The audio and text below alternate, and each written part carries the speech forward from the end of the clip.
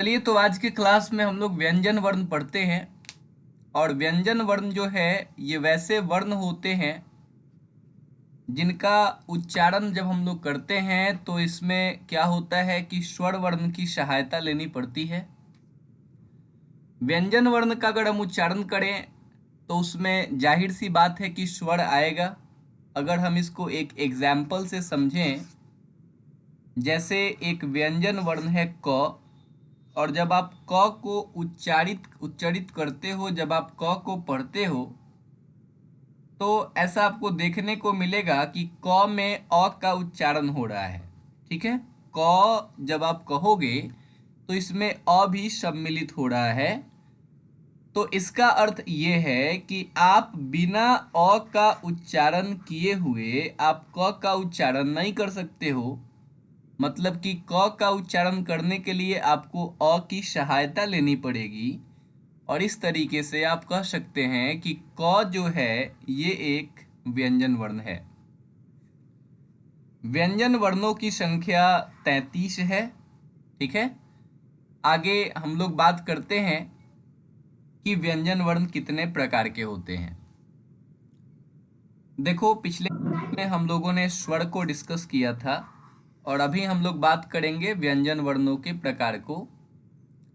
जैसा कि आप स्क्रीन पे देख पा रहे होंगे, व्यंजन वर्ण 3 प्रकार के होते हैं, 3 तरीके के होते हैं। एक होता है स्पर्श व्यंजन, एक होता है अंतस्थ व्यंजन और एक होता है ऊष्म व्यंजन। ठीक है, अब हम एक एक करके डिस्कस करेंगे इनको कि स्पर्श व्यंजन का क्या अर्थ होता है। तो चलिए, सबसे पहले हम लोग चलते हैं स्पर्श व्यंजन के पास। बाकी लोग बताएं कि क्या पिछला पूरा क्लियर है। Hello. Hello. Yes sir. Yes sir. तो चलिए, स्पर्श व्यंजन के पास हम लोग चलते हैं और डिस्कस करते हैं स्पर्श व्यंजन को। देखो, ये वैसे व्यंजन होते हैं कि जब आप इनका उच्चारण करोगे, जब आप स्पर्श व्यंजन का उच्चारण करोगे तो इनके उच्चारण करते समय क्या होता है कि आपकी जो जीभ है, ठीक है, आपकी जो जीभ है ये आपके मुंह के भीतर विभिन्न जगहों से स्पर्श करती है, विभिन्न जगहों को ये टच करती है। और इसी कारण से इनका नाम जो है स्पर्श व्यंजन है। मतलब स्पर्श व्यंजन वैसे व्यंजन हैं कि जिनका हम उच्चारण करते हैं तो उस समय हमारी जीभ जो है वो क्या होती है, हमारे मुख के भीतर विभिन्न भागों को स्पर्श करती है, छूती है, टच करती है। ठीक है, तो आप इसकी परिभाषा लिखोगे, वैसे व्यंजन जिनका उच्चारण करते समय, वैसे व्यंजन जिनका उच्चारण करते समय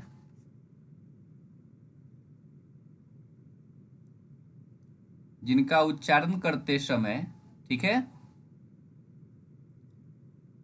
जीभ मुख के विभिन्न भागों को स्पर्श करती है।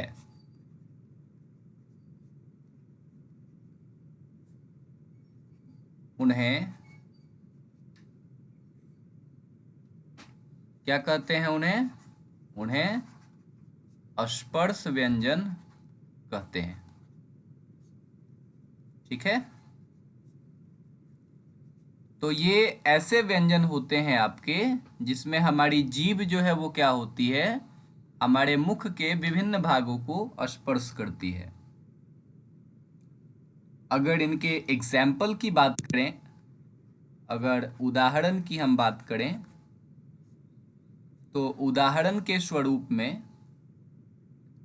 क वर्ग, ठीक है, क वर्ग का मतलब होता है क से लेके पूरा जो अंग है वहां तक, ठीक है। वैसे ही च वर्ग, वैसे ही ट वर्ग, त वर्ग, ठीक है, त वर्ग और प वर्ग। ये टोटल 25 हो गए क से म तक। प वर्ग का मतलब हुआ कि प, फ, ब, भ और म, ठीक है। ट वर्ग का मतलब हुआ ट, ठ, ड, ढ, न, ठीक है। उसको न नहीं अड़ पढ़ते हैं ऐसे, ठीक है। ट, ठ, ड, ढ, ड़, ठीक है। और त, थ, द, ध, न, ठीक है। तो ये जो 25 वर्ण हैं, इन 25 वर्णों को कहा जाता है स्पर्श व्यंजन। क्लियर है सभी लोगों का? कोई दिक्कत है? स्पर्श व्यंजन को समझने में अगर कोई दिक्कत ना हो तो आप इसको अपने कॉपी में नोट करें, और कोई दिक्कत हो तो बोलो।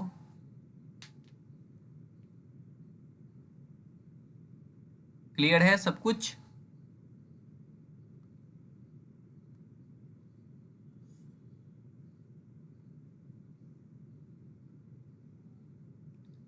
तो ये है स्पर्श व्यंजन। इसके बाद हम लोग अंतस्थ व्यंजन और ऊष्म व्यंजन की बात करेंगे। तो चलिए आगे चलते हैं, आगे चलें।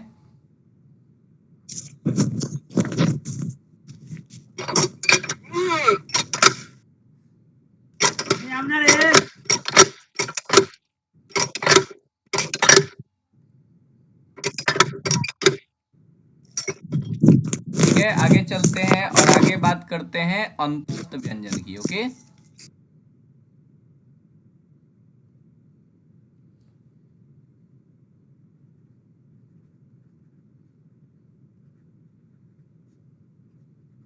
अंतस्थ व्यंजन। बाकी लोग अपना माइक बंद रखेंगे। अंतस्थ व्यंजन क्या होता है? ये ऐसे व्यंजन होते हैं जिसमें जीभ जो है ये मुख के किसी भाग स्पर्श नहीं करती है, ठीक है।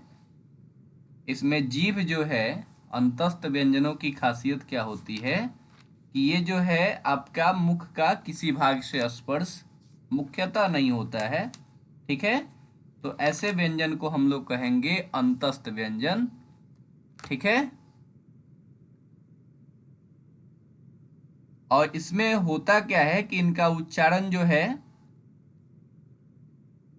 जब आप इनका उच्चारण करोगे तो इसमें तालु, दांत, ओठ, इन सब चीजों की सहायता आपको लेनी पड़ती है, ठीक है। बात करते हैं अंतस्थ व्यंजन की। तो अगर आप इसको एक साधारण शब्दों में लिखो तो आप लिख लो य, र, ल, व, ठीक है, को अंतस्थ व्यंजन कहते हैं। एकदम साधारण शब्दों में आप लिख सकते हो य, र, ल, व को अंतस्थ व्यंजन कहते हैं। इसी में इसका एग्जाम्पल भी हो गया, इसकी परिभाषा भी हो गई, ठीक है। आगे चलते हैं और आगे बात करते हैं ऊष्म व्यंजन की।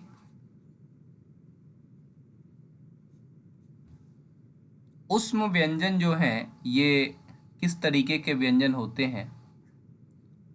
तो ऊष्म व्यंजन कुछ ऐसे व्यंजन होते हैं आपके कि जब आप इनका उच्चारण करते हो तो उच्चारण करने से क्या होता है कि इसमें हमारे मुंह के भीतर जो है रगड़ के कारण, ठीक है, घर्षण के कारण क्या होता है कि जो हवा निकलती है वो गर्म हवा निकलती है, ठीक है। वो ऊष्म का मतलब ही होता है गर्म।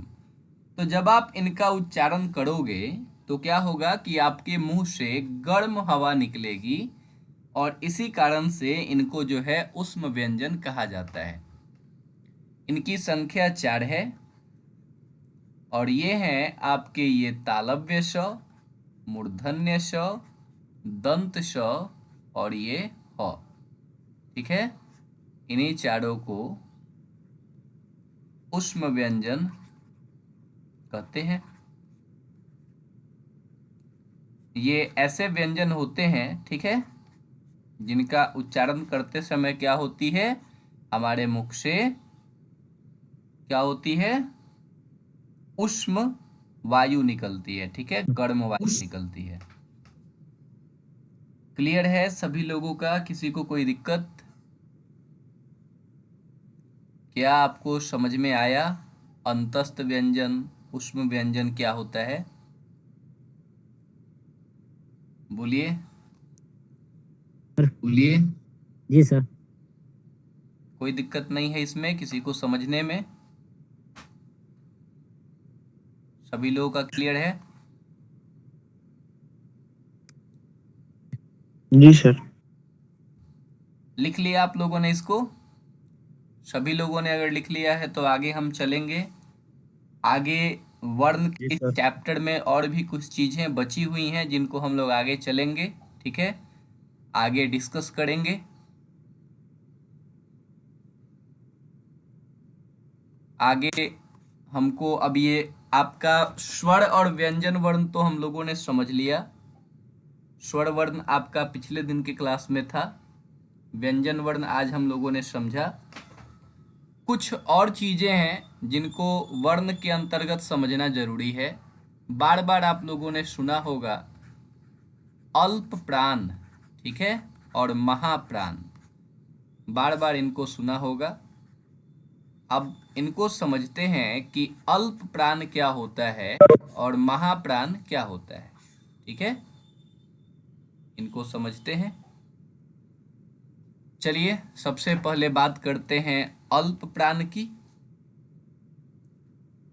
अल्प प्राण जो होता है, कोई भी जो आपका व्यंजन वर्ण है, ठीक है, ध्यान रखिएगा, कोई भी जो आप व्यंजन वर्ण है उसमें व्यंजन वर्णों में क्या है कि कुछ ऐसे व्यंजन वर्ण हैं जिनका आप उच्चारण करोगे, जिनको आप बोलोगे तो क्या होगी, आपके मुंह से बहुत कम मात्रा में वायु निकलेगी। ठीक है, जब आप व्यंजन वर्णों का उच्चारण करोगे तो आपके मुंह से बहुत कम मात्रा में, बहुत कम मात्रा में क्या होगी, वायु निकलेगी, हवा निकलेगी।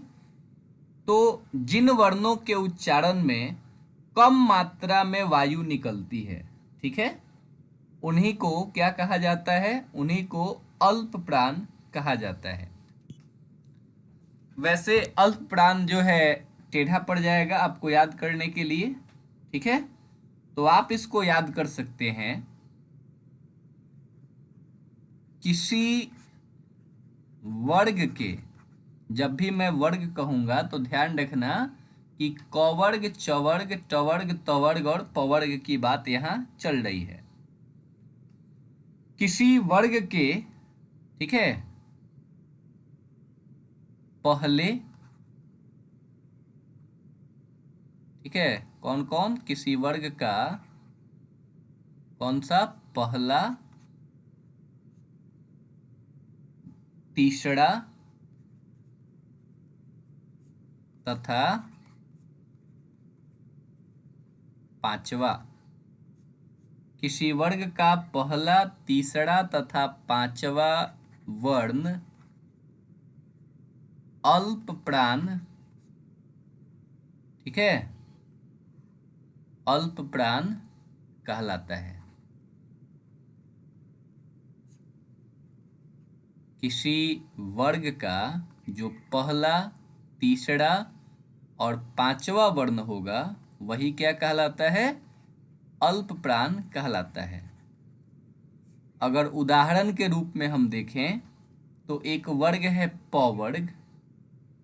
अब प वर्ग में जो पहला वर्ण है प, तीसरा वर्ण जो है वो कौन सा है, प फ ब, ठीक है, और जो पांचवा वर्ण है कौन सा है, म। तो ये पहला, तीसरा, पांचवा जो वर्ण है ये आपके अल्प प्राण है। ठीक। इसी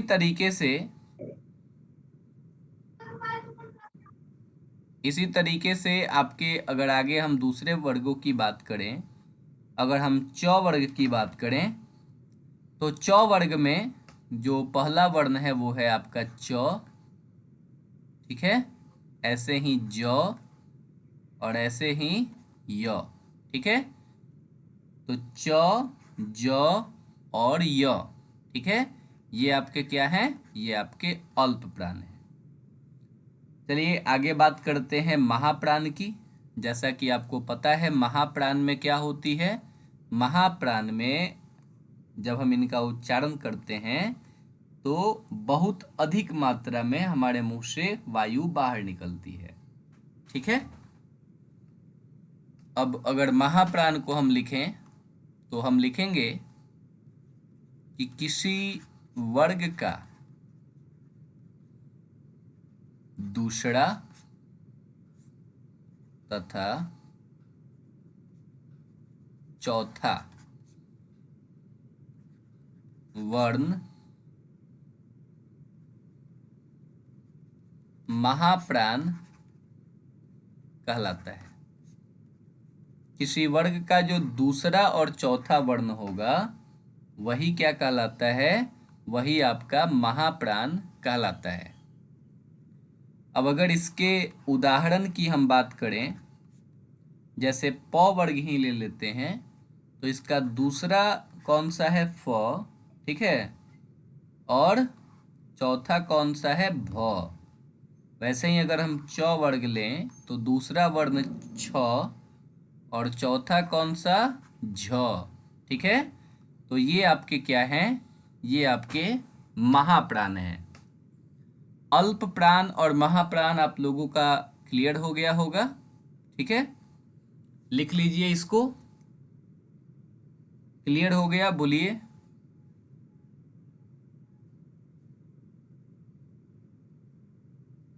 अल्प प्राण और महाप्राण क्लियर हुआ आप लोगों का।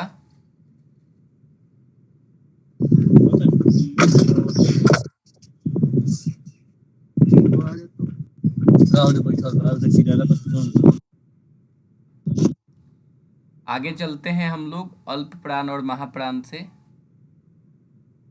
इसको लिख लीजिए। अगर लिखने में कठिनाई हो रही है तो स्क्रीनशॉट ले लीजिए, बाद में लिख लेना। ठीक है, आगे चलते हैं और वर्ण में ही कुछ और चीजें हैं जिसके बारे में हम बात करेंगे। वर्ण में कभी कभी आप लोग परेशान हो गए होंगे, कभी कभी आपको मिला होगा एक होता है घोष और एक होता है अघोष। ठीक है, अब आपको आज तक अगर समझ में नहीं आया कि घोष क्या होता है और अघोष क्या होता है तो चलिए इसको समझने का प्रयास करते हैं। अघोष किसको कहते हैं, ठीक है। देखिए अघोष जो होते हैं ये वैसे वर्ण होते हैं जिसमें केवल श्वास का उपयोग होता है। ठीक है, जिसमें केवल क्या होता है, श्वास का उपयोग होता है। अगर ऐसे समझ नहीं आ रहा है तो इसको ऐसे समझिए कि किसी वर्ग का, ठीक है, किसी वर्ग का जो पहला और दूसरा वर्ण होता है, ठीक है, पहले हम लोग अघोष की बात कर रहे हैं फिर घोष की भी बात कर लेंगे। किसी वर्ग का पहला और दूसरा वर्ण, ठीक है, पहला दूसरा और इसके साथ में तीनों के तीनों श, मतलब तालव्य श, मूर्धन्य श, दंत श।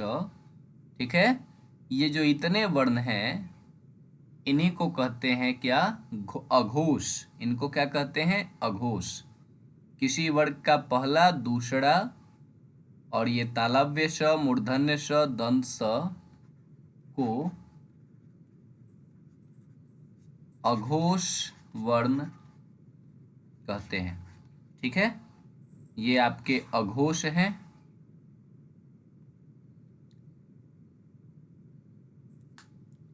थोड़ी बहुत नेटवर्क की प्रॉब्लम आप लोगों को हो रही होगी, ठीक है, तो परेशान मत होइए। साउंड क्लियर है आप लोगों के पास? साउंड क्लियर है?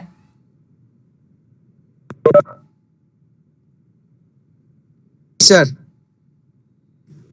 पीछे सब कुछ क्लियर हुआ आप लोगों का? घोष क्या होता है, अघोष क्या होता है, पीछे वाला सब कुछ क्लियर हुआ?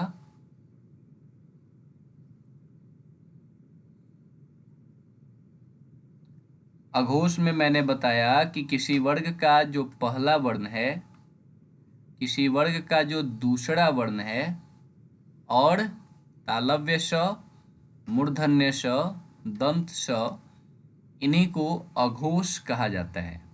ठीक है, अब बात करें अगर घोष की, तो घोष में क्या होता है? किसी वर्ग का, ठीक है, तीसरा, चौथा और पांचवा, ठीक है, तीसरा, चौथा तथा पांचवा, किसी वर्ग का तीसरा, चौथा तथा पांचवा वर्ण,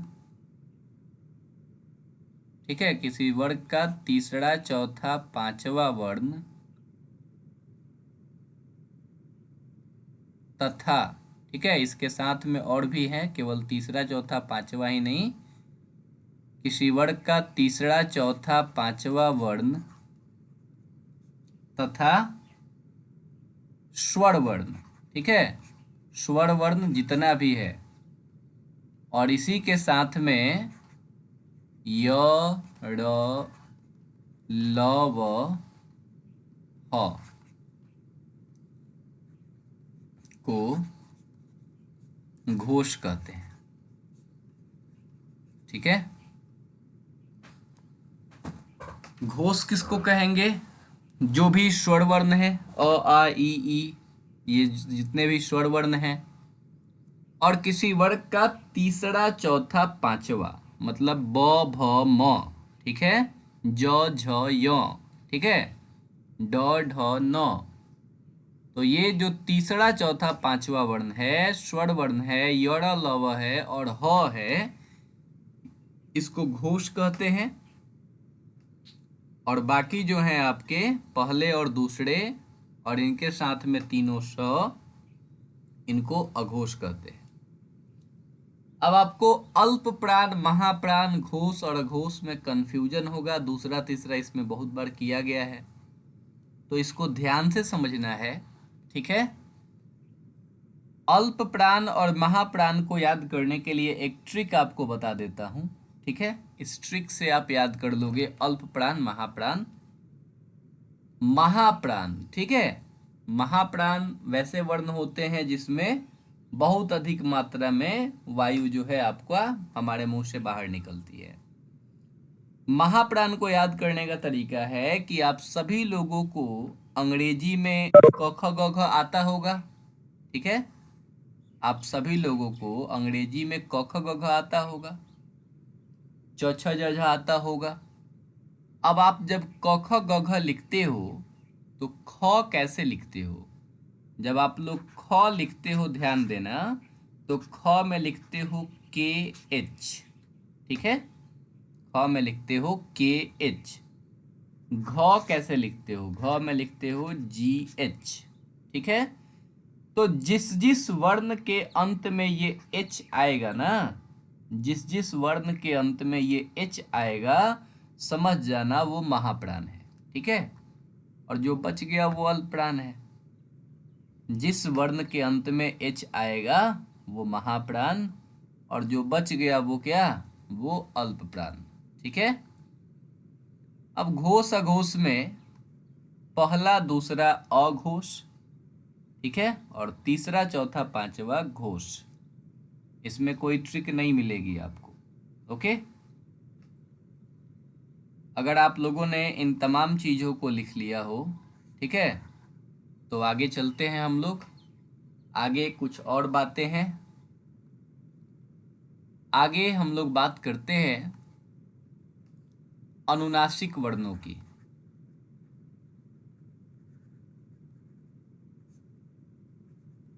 आप लोग बताएं कि पीछे के वर्ग में, मतलब पिछले क्लास में मैंने आपको अनुनासिक लिखवाया था। पिछले क्लास में मैंने आपको अनुनासिक लिखवाया था क्या? बोलिए। Yes sir. लिखवा जी लिया गया सर। यस था? सर। जी सर। जी सर। क्या था? मतलब हमने बताया कि मतलब वर्ग का हमने जो बताया कि अंतिम वर्ग है, और जो अंतिम वर्ण है, प्रत्येक वर्ग का, जिन लोगों ने नहीं लिखा वो लिख लेंगे, प्रत्येक वर्ग का, ठीक है, अंतिम वर्ण, अंतिम वर्ण मतलब पांचवा वर्ण, ठीक है, अनुनासिक कहलाता है। सबका पांचवा, ठीक है। अगर आप एग्जाम्पल की बात करो तो सबका पांचवा लिख लो, ठीक है। सबका पांचवा लिख लो, वही आपका अनुनासिक है, ठीक है। एक और चीज मैंने आपको क्लास में बताई, और जिन लोगों को नहीं बताई वो समझ लें। हल क्या होता है, ठीक है। हल क्या होता है, इसको समझ लें कि जो व्यंजन वर्ण हम लिखते हैं, जैसे हम क लिखते हैं, तो ये क तो पूरा लिख दिया, इसमें हम लोगों ने अ भी लिख दिया। ये क लिखने का तरीका नहीं है, ठीक है। अगर आपसे कोई कहता है कि व्यंजन वर्ण क लिखिए, तो आपको यहाँ नीचे एक चिन्ह देना पड़ेगा, ऐसे, ठीक है। ये आपका क हुआ, इसमें अ नहीं मिला हुआ है, इसमें से अ निकला हुआ है। आप इसको पढ़ नहीं सकते हैं। आप जब पढ़ते हैं तो आप इसको नहीं पढ़ते हैं, ठीक है। आप क को पढ़ते हैं, ठीक है। मतलब उसमें अ मिला के आप पढ़ते हो, ठीक है। ऐसे अ हटा के आप नहीं पढ़ सकते हो।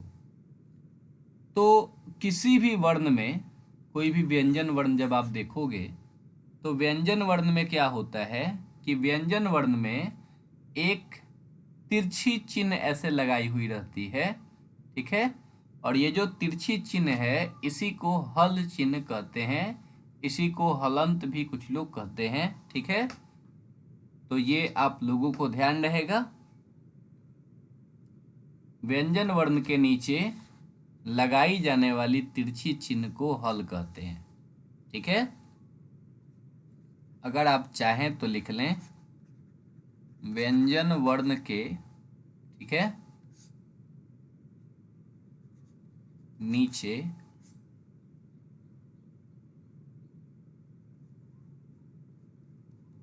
लगने वाली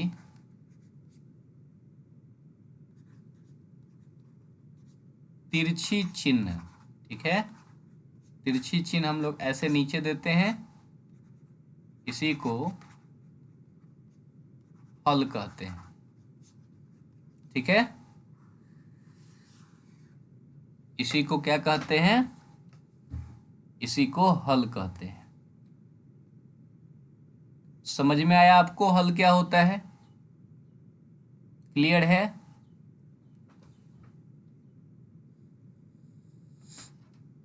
दिक्कत है?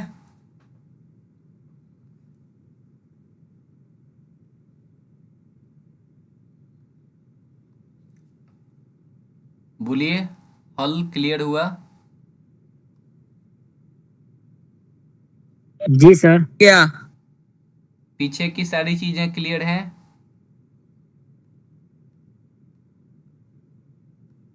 पूछिए। बोलो।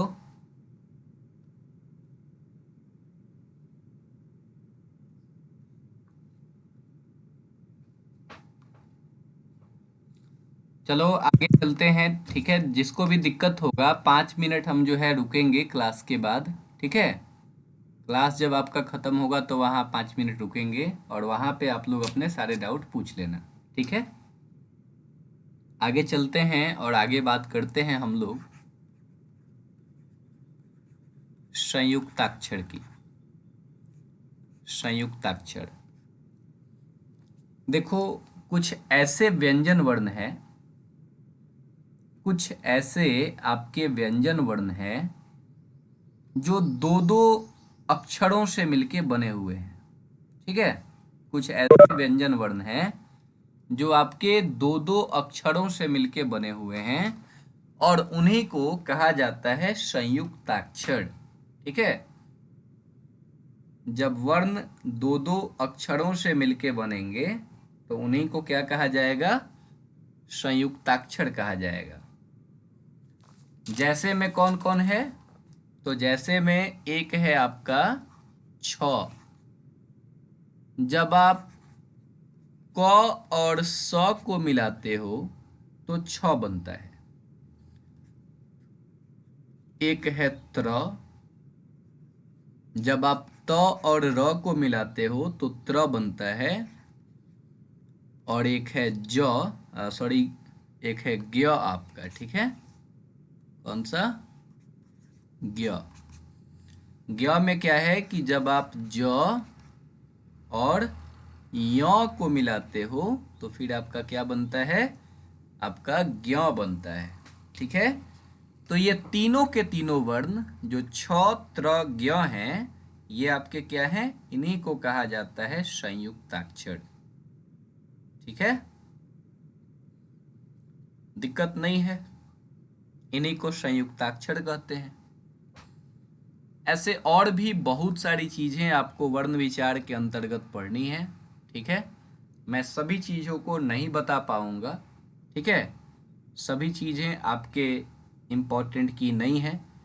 कभी कभी आपने देखा होगा कि दो दो वर्ण, एक ही वर्ण जो है दो दो करके आता है, दो दो बार आता है, ठीक है। अक्सर आपने देखा होगा, आपको देखने को मिला होगा। जैसे हम लोग जब लिखते हैं चक्का तो इसमें क जो है ये 2 बार आता है, ठीक है। क और फिर क आता है। वैसे ही लड्डू जब आप लिखते हो तो लड्डू में ड 2 बार आता है। तो जब एक ही वर्ण क्या हो कि वो तुरंत तुरंत 2 बार आए तो ऐसे व्यंजन को हम लोग एक नाम देते हैं, उसको हम लोग नाम देते हैं द्वित्व व्यंजन, ठीक है। उसको हम लोग क्या नाम देते हैं? उसको हम लोग नाम देते हैं द्वित्व व्यंजन, ठीक है। ये द्वित्व व्यंजन आपको पढ़ने की जरूरत नहीं है। ऐसी बहुत सारी चीजें हैं जिससे आपके एग्जाम का कोई वास्ता नहीं है और मैं उन चीजों को छोड़ रहा हूं।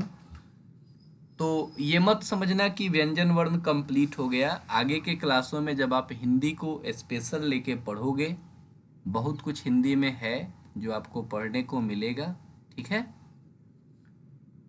अगले क्लास में वर्ण विचार का एक और महत्वपूर्ण टॉपिक है जिसको हम लोग कहते हैं वर्णों का उच्चारण स्थान, ठीक है। तो वर्णों का उच्चारण स्थान हम लोग आगे की क्लास में डिस्कस करेंगे।